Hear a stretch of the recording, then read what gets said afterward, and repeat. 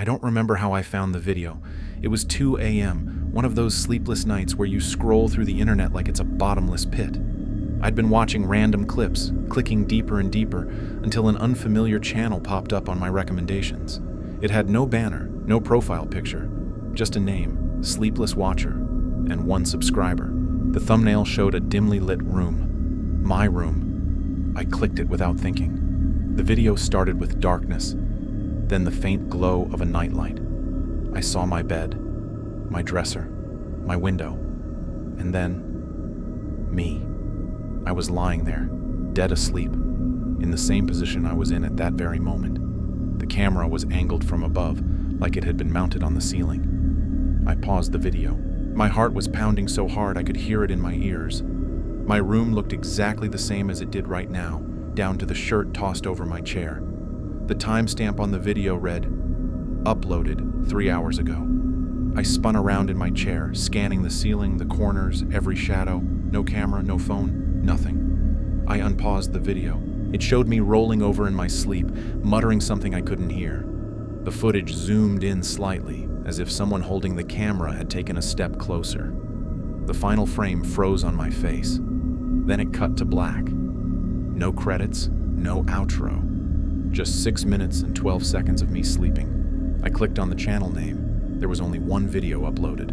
The subscriber count still read 1. No about section, no contact information. I scrolled down. A second video was already scheduled to go live. Its title made my stomach drop. Tonight. Release time, 2 a.m., exactly 24 hours after the first. I slammed my laptop shut and nearly knocked it off the desk. My room felt too quiet, like the silence was watching me. The hairs on the back of my neck stood up. I went around unplugging everything, my Alexa, my phone charger, even my router. I checked the windows and doors. Locked. Double locked. My apartment wasn't big, just a studio with one door and one window. No vents big enough to crawl through, but still, I felt watched. I tried to rationalize it. Maybe it was an old video someone found. Maybe it was AI generated. But that didn't explain the shirt on the chair, the exact way my hair was messed up, the subtle details only I would notice. And it didn't explain the "tonight" video waiting to upload. I didn't sleep the rest of the night. Every time I closed my eyes, I imagined a lens hidden somewhere, a pinhole camera, a phone taped under a shelf, something. I tore the room apart looking. Found nothing. Morning came. My eyes burned from exhaustion. I made coffee and tried to pretend none of it had happened.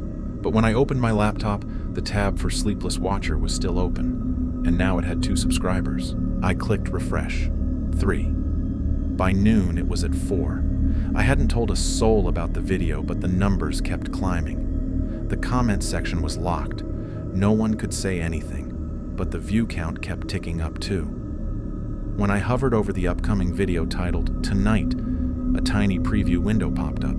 It was live footage of my bedroom, right now, from somewhere above my head.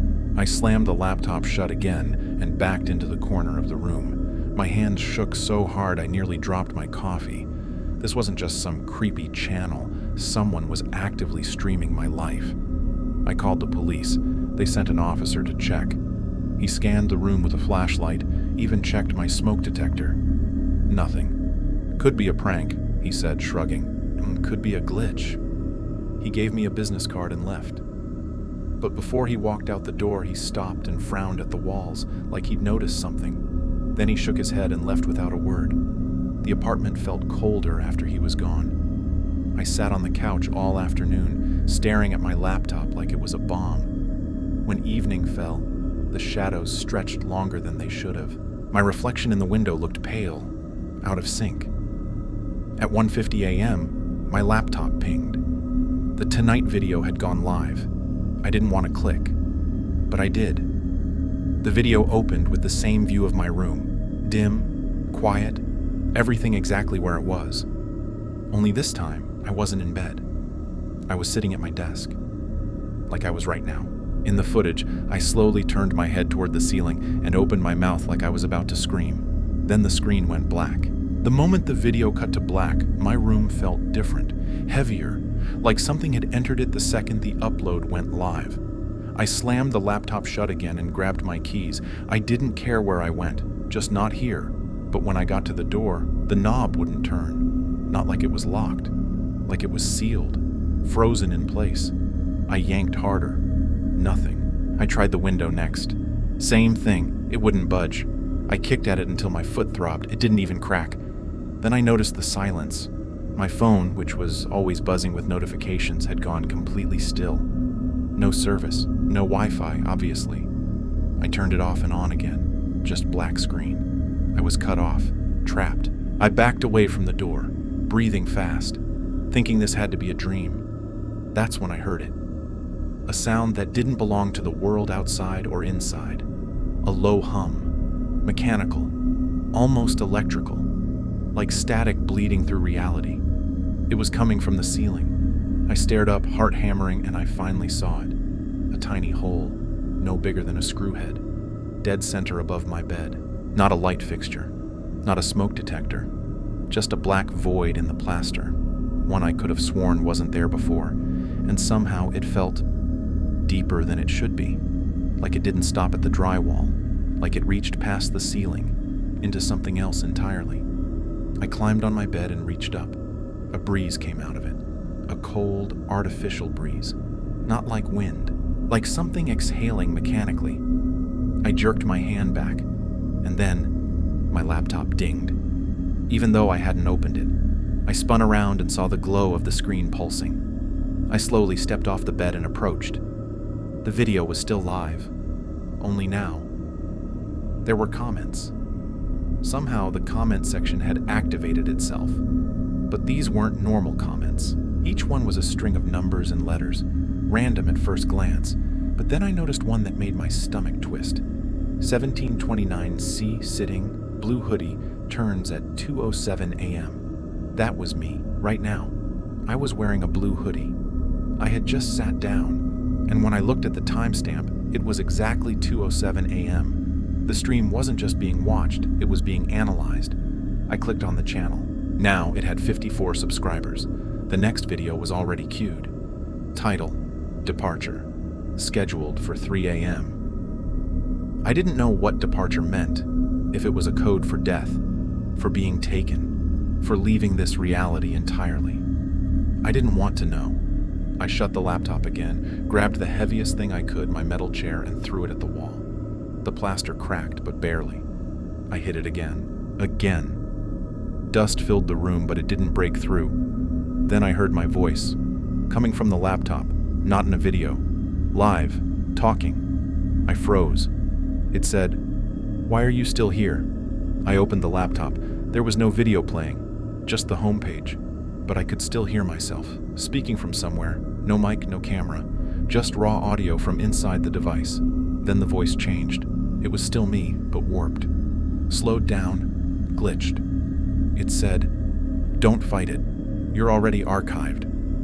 I reached to close the laptop, but the screen flickered and showed me sitting at my desk again. Except this time, there was someone behind me. No face, just a figure in the background, half in shadow, with something in its hand. The figure moved slightly, and I realized it wasn't a live stream. It was a recording of 10 minutes into the future. I couldn't breathe. The image on my screen was clear. My desk, my hoodie, my trembling hands, and behind me in the doorway, a shape with no face. Its outline flickered like bad reception, but the hand it raised was solid. It was holding a phone. My phone. The timestamp in the corner read 2:47 a.m. The current time on my clock was 2:37 a.m. 10 minutes. I spun in my chair so fast it toppled. The doorway was empty. My phone still lay on the desk. Dark screen, dead battery. Nothing behind me. Nothing in the hall.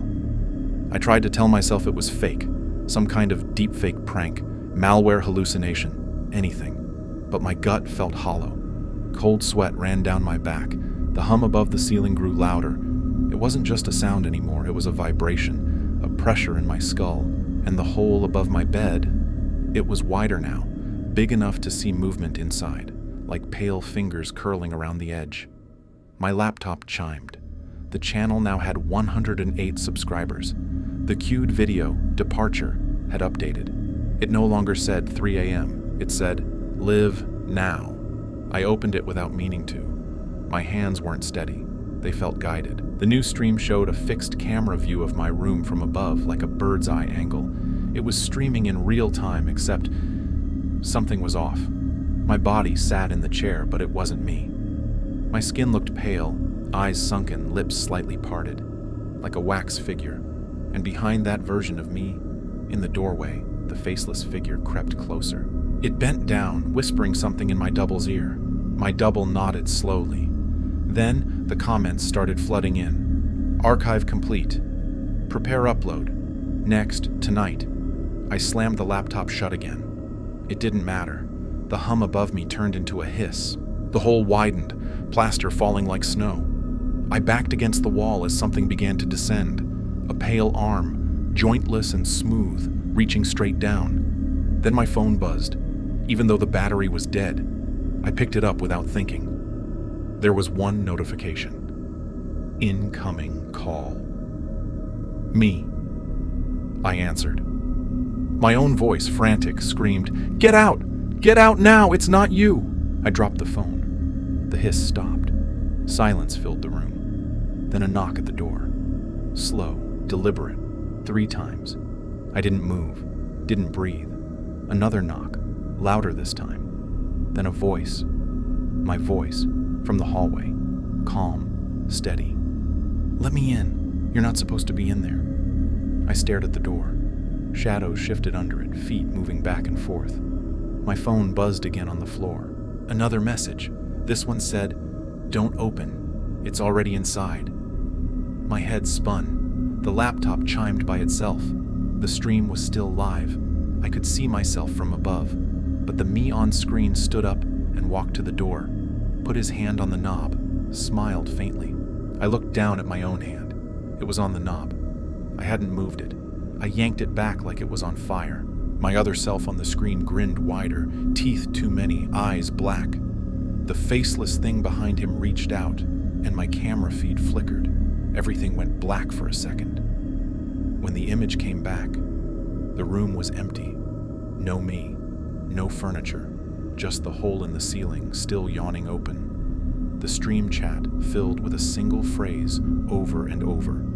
Tonight, tonight, tonight. I slammed the laptop closed and hurled it across the room. The screen cracked, but the audio kept playing. My voice, crying, fading into static. And then the door to my room unlocked itself with a soft click. It opened slowly. On the other side, nothing but darkness. No hallway, no apartment, just a tunnel of black. Something whispered my name. And before I could even scream, the hole in the ceiling snapped shut.